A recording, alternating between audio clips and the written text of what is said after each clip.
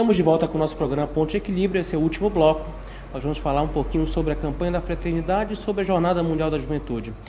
Mas a primeira pergunta, Dom Sérgio, considerando o momento eclesiástico delicado por que passa a Igreja e a constatação de uma juventude vulnerável, uma sociedade imersa em valores, agora há pouco o senhor mencionou essa preocupação, valores contraditórios, quais são os objetivos da campanha da fraternidade? Então, a tradição da campanha da fraternidade no Brasil, já há meio século, cada ano focar a atenção da Igreja e da sociedade para um segmento da sociedade, para um tema. Então, este ano, juventude. Creio que a campanha da fraternidade, em primeiro lugar, ela nos ajuda a ver a realidade da juventude. Como é que vive esse nosso jovem, esse povo, essa faixa da população que está entre os 15 e os 29 anos? Então, só um pequeno exemplo, que eu tenho citado assim como exemplo. Estava numa cidade do interior do Amazonas, com a cruz da Jornada Mundial da Juventude. E fomos visitar as escolas, a cadeia, o hospital. Chegando na cadeia pública, 37 pessoas presas, 37 homens, 2 celas imundas, 36 jovens, só um adulto. Esses 36 jovens que estavam presos, na sua grande maioria, por problema do tráfico de drogas. Então, isso é um sinal. Se você for aqui à penitenciária, essa é a realidade da juventude nossa. Porque a juventude requer muita atenção. É a juventude. Então, a juventude é essa faixa etária que sofre o efeito maior de todas as mazelas sociais. Ao mesmo tempo, a juventude está na escola, a juventude está na universidade, a juventude está nas igrejas.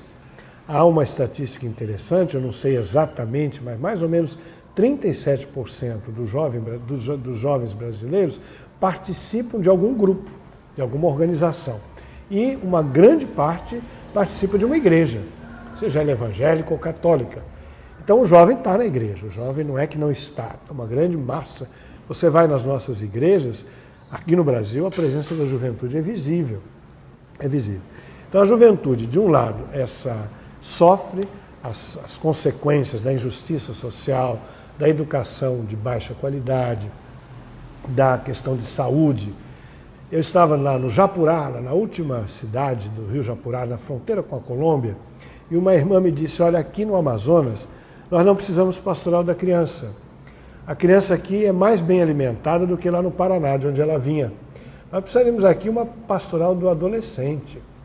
Quando chega aos 11, 12 anos, o menino, a menina, uma grande parte tem a iniciação à vida sexual, depois começa a usar o fumo, o álcool, droga, passa a noite na rua nas festas e não há programas sérios de governo para adolescente, para a juventude. Quem cuida depois desses menores é a polícia.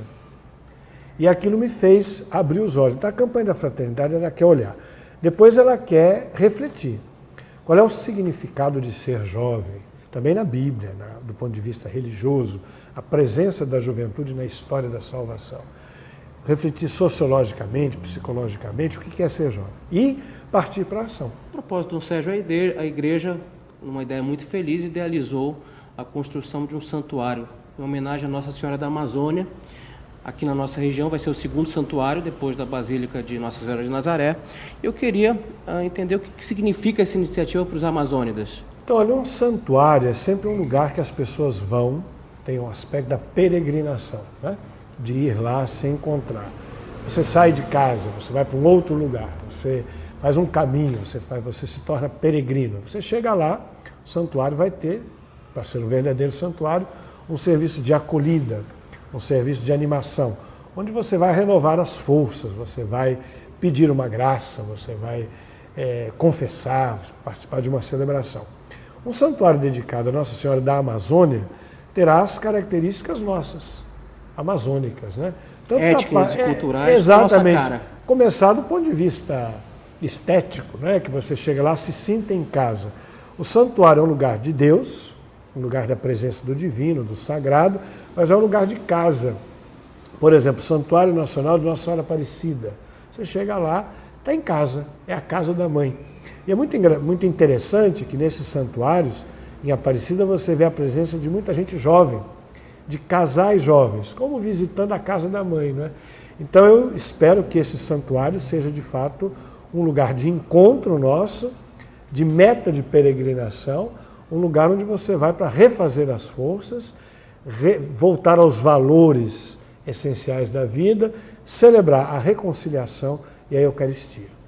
Então, Sérgio, a gente tem mais um minutinho no nosso programa, mas eu queria fazer uma pergunta a propósito disso que o senhor falou. A família é a primeira igreja? Não, a família é o lugar que a gente nasce, imaginando, todos nós temos uma família. Às vezes a nossa família não é aquela família tradicional, pai, mãe e os filhos. Hoje, aliás, a nossa pastoral familiar identificou 42 tipos de família no Amazonas.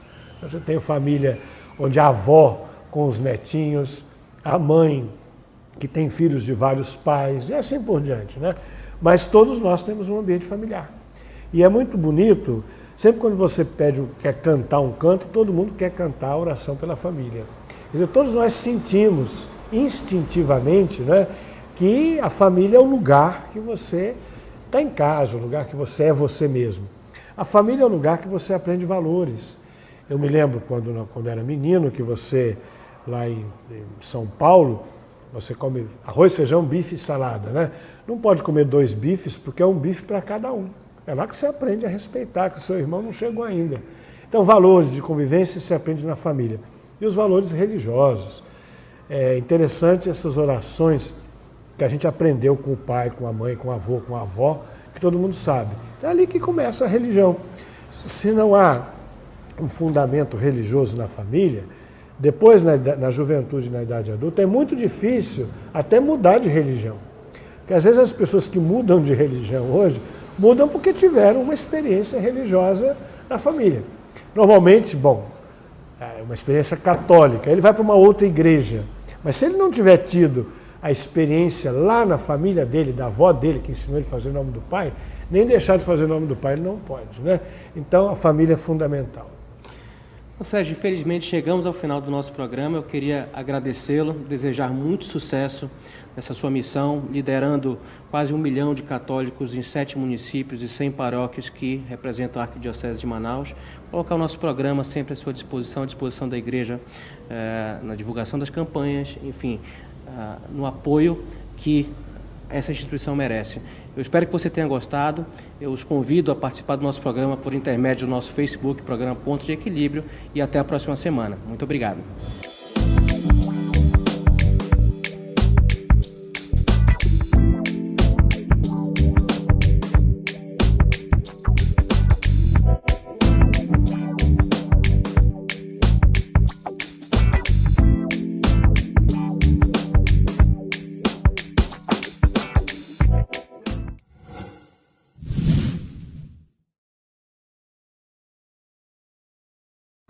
Apoio Jornal do Comércio.